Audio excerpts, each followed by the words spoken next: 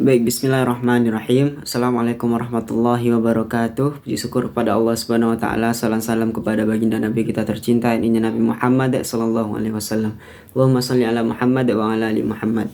Baik, yang saya hormati kepada Bapak Fadlur Rahman selaku pengampu pada mata kuliah ilmu dakwah, dan perkenalkan pada kesempatan kali ini saya Muhammad Iqbal dengan NIM 211 103 1077 akan melaporkan hasil survei dan observasi saya terhadap kampung yang mengalami beberapa hal-hal mistis dan juga memiliki cerita tersendiri terkait hal-hal yang bersifat keramat di desa tersebut. Dan untuk desa yang saya observasi adalah tepatnya di Desa Pakel, Pandian Umbul Harjo, di mana di desa tersebut juga pernah dijuluki sebagai desa setan sebagai hasil dari wawancara saya kepada beberapa orang yang ada di desa tersebut. Kemudian untuk yang saya wawancarai itu ada beberapa orang, terutama juga terdapat pemuda yang ada di desa tersebut.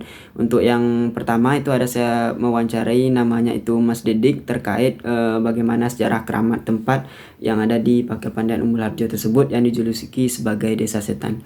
Yang pertama itu yang paling terkenal dari desa tersebut itu terdapat sebuah masjid namanya Masjid Raudatul Jannah, dan itu terkenal dengan beberapa hal yang pernah dipercaya sebagai terdapat hal mistis di tempat tersebut. Terutama yang pertama adalah terkait hal mistis itu sebagai kepercayaan masyarakat yang diterangkan oleh Mas Dedik. Di masjid tersebut di daerah kampung itu terdapat sebuah keranda mayat yang terletak di tidak jauh dari lokasi masjid, dan untuk keranda itu tersebut dipercayai bahwa apabila keranda itu tiba-tiba bergoyang tanpa sebab, misalnya tidak ada orang yang misalnya mengangkat atau bagaimanapun itu bergoyang tiba-tiba atau bergetar, maka kepercayaan dari beberapa masyarakat di desa tersebut adalah maka tidak akan lama setelah itu akan ada orang yang meninggal gitu. Dan itu menjadi kepercayaan sampai sekarang masih berlaku di desa tersebut. Dan kemudian Mas Dedik itu pernah juga saya tanyai apakah dia percaya atau tidak, dan beliau ternyata juga pernah mengalami hal tersebut. Dan tepatnya itu terakhir beliau mengalami itu ketika Hari Raya Idul Fitri yang kemarin, dimana ketika beliau berkumpul dengan pemuda-pemuda masjid lainnya, tiba-tiba keranda mayat itu bergetar, dan tidak lama setelah itu ada orang yang mengumumkan orang meninggal di sekitar desa tersebut. Itu untuk hal mistis dan keramat dari desa itu yang pertama kali terkait keranda yang dipercaya apabila bergerak itu maka tidak lama kemudian akan ada orang yang meninggal. Kemudian untuk yang kedua, di sekitar masjid tersebut itu terdapat asrama, di mana asrama tersebut dulu juga sering orang baik itu mahasiswa ataupun yang lainnya juga pernah menghuninya, dan terdapat sekitar 14 kamar dan terdiri dari bangunan 2 tingkat. Jadi ada sekitar 6 kamar di lantai 1 dan 6 kamar lagi di lantai 2. Adapun hal mistis yang dipercaya di asrama tersebut adalah terdapat di lantai 2 kamar paling ujung di sekitar kamar nomor 14 itu dipercaya bahwa setiap pagi ketika penghuninya itu bangun itu pasti akan berserakan rambut panjang, itu seolah-olah rambut wanita, padahal asrama tersebut dihuni oleh laki-laki. Itu rambutnya panjang sehingga setiap pagi itu beliau sering menyapu rambut tersebut, itu tidak sekali 2 kali, malahan itu hampir setiap hari itu terjadi. Dan saksinya itu adalah Mas Didik sendiri sebagai pemuda yang saya wawancarai, dan juga hadir beberapa 2 pemuda lagi dan pemudi yang ikut saya wawancarai ketika itu. Itu untuk yang kedua. Dan yang ketiga di sini karena desa tersebut itu dulu pernah juga dijuluki sebagai desa setan, dan juga ada beberapa kepercayaan lainnya ketika melewati sebuah misalnya kayak tempat yang berupa kayak ladang itu, apabila kita membuang sampah sembarangan atau berlaku yang tidak baik, maka seolah-olah itu akan ada datang penampakan begitu, sehingga beberapa masyarakat itu akan terkejut. Dan ini juga dialami oleh pemudi-pemudi yang ada di sana yang saya wawancarai ketika itu.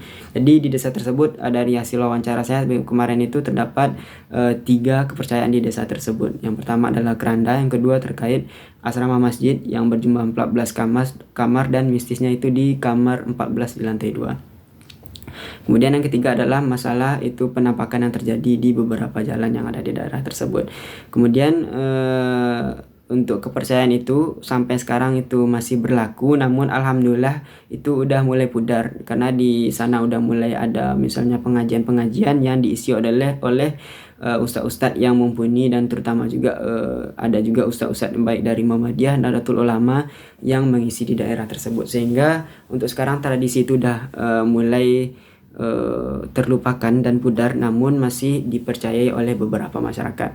Kemudian untuk dakwah yang dapat kita lakukan untuk menanggapi kejadian di kampung tersebut, yang pertama adalah bisa dengan wal mau'izatul hasanah. Contoh lainnya itu seperti juga dengan pelajaran yang baik, dan juga menjelaskan bagaimana pandangan Islam terkait hal-hal mistis yang ada, baik itu tahayul, bid'ah, kurafat yang terjadi di suatu negeri. Sehingga ini tidak bisa secara langsung disampaikan ke masyarakat, namun adalah perlahan, karena yang bagaimanapun tradisi budaya itu pasti akan melekat kepada suatu masyarakat, dan perlu waktu untuk mengubah kebiasaan tersebut, apalagi yang bersifat mistis begitu.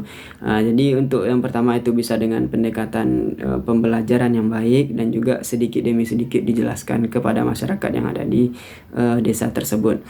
Mungkinnya sekian laporan saya terkait observasi di desa tersebut, dan semoga untuk kondisi desa-desa lain yang mengalami kejadian yang sama dapat lebih berubah ke arah sesuai dengan yang tidak mengantarkan kepada kesyirikan, dan lebih mendekatkan kepada Allah, dan percaya bahwa apapun itu adalah kehendak Allah.